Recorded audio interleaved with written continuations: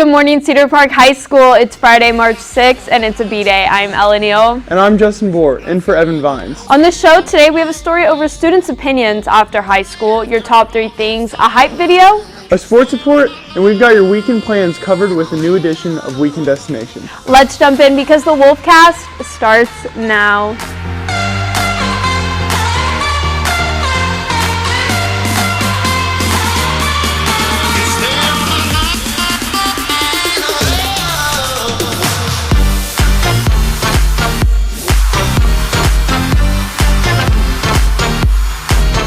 Figuring out what you want to do for a career after college is one of the most difficult and important life decisions you'll ever make. And with that said, it isn't the end of the world if you haven't figured out what you want to do yet. Emma Jamal is here with more on career change in college. Thanks, guys. If you're feeling unsure on which career you should choose, worry no more. There are lots of ways on deciding what path is best for you. Feeling unsure on what you want to pursue as a career after college is totally normal. 44% of students do not know what they want to do after college, and 2/3 of incoming freshmen in college go in undeclared. I don't know what I want to do, and it's kind of overwhelming because I have to start picking. I have to start choosing what I want to do for next year, because that's when I start picking colleges and really have to choose a major. I'm pretty stressed out about college because having to pick a major is really stressful, and the fact that I am in the high school mindset, and when I'm 30 years old, my mindset may be different. So just the fact that it's hard because it's one decision that will affect the rest of your life. And I want to be happy doing what I love and also getting paid for it. So Taking small steps into finding what's right for you, like talking to your counselor about opportunities and your concerns, is a great way to find your path. Don't be afraid to take diverse classes or classes on other campuses to find what you love. I changed my major in college. I went into the medical field. I felt like I wanted to be in the medical field. And after my first year of college, I just realized that I did not want to do that. I just felt like that my calling was to be a teacher. I changed majors my freshman year from business to history, but first I went probably undecided before I decided late into my sophomore year that I wanted to be a history major. But early on, I definitely wanted to be a business major. I had no intention of teaching. I think number one, just do what you enjoy doing. I know that if you go to college and you're not sure what you want to do, get an opportunity to work with community service, volunteer somewhere, because if you're doing those things, you may find what you love to do by volunteering, by going out, by helping others. Many times what you really want to do will appear when you're out helping others and volunteering and spending time in the community. Probably if you don't know what you want to do, don't go to a 4-year university and spend the money early on until you're really pretty concrete on what you want to do. Maybe go to community college, save some money, stay at home, work, get good grades there, and then transfer when you really do know what you want to do. Just knowing there are programs and people out there that are specifically for helping you find your career is a huge reassurance. AVID is a helpful program that is specific to helping students get into college, apply for jobs, and create skills for the real world. Yes, AVID is a great course for either, whether you do or do not. It's advancement via individual determination. We want to push students to be college ready, to go into to be college ready for college, but pushing through AVID, it's determination, it's hard work, that is career ready too. So when they come out of school, we love them to go to college. We really want them to go to college, but getting out of high school and going into a regular job, AVID is also good for teaching them organization skills, for teaching students how to keep up with materials, how to pay their bills.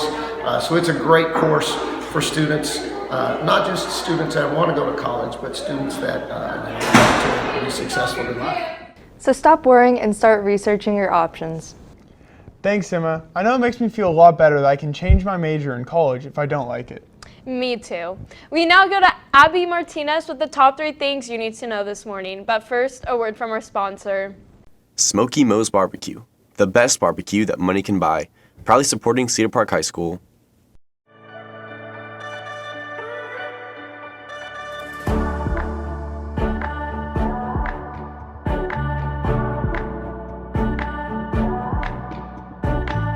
Good morning, CPHS. I'm Abby Martinez with the top 3 things you need to know for today. First, the Democratic Party candidates for the presidential race is down to 2. Yesterday, candidate Elizabeth Warren dropped out of the race, which has left us with Bernie Sanders and Joe Biden for the Democratic Party.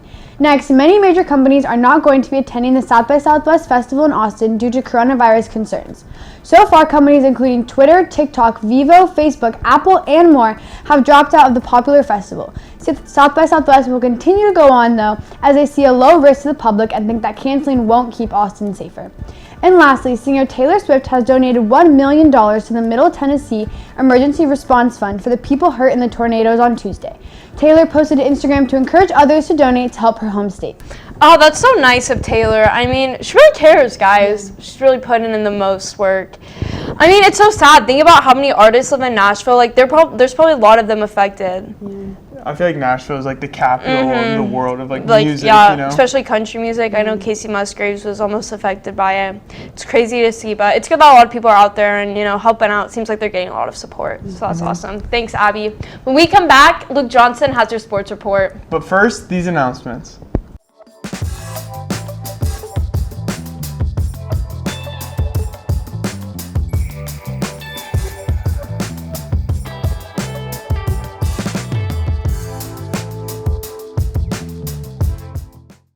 Good morning, Cedar Park, and welcome to the Wolfcast Sports Report. I'm Luke Johnson.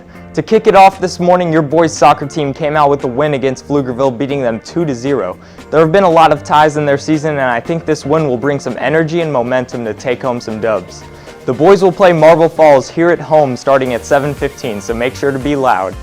On the other side of the field, girls' soccer also beat Pflugerville 2-1, adding on to their monster of a season, winning 13 of their 16 games.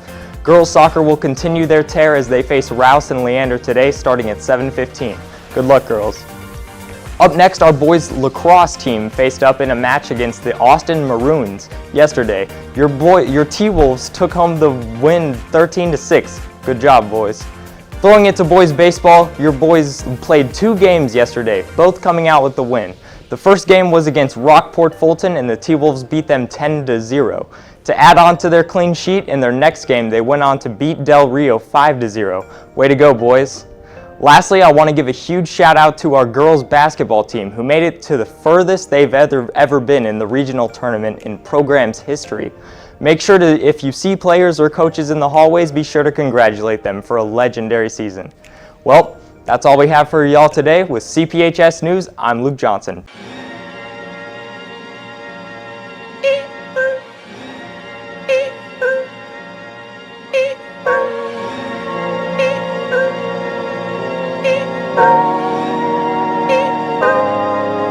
Pulling out the coupe at the lot, told him 12 SWAT, busting all the bells out the box. I just hit a lick with the box, had to put the stick in the box. Pour up the whole field, I'ma get lazy. I got the mojo deals, we been trapping like the 80s. So, got the cash out, told them wipe but no, say slash slash. I won't never sell my soul, and I can pack that. And I really wanna know where you at, where I was at back, where the stash at.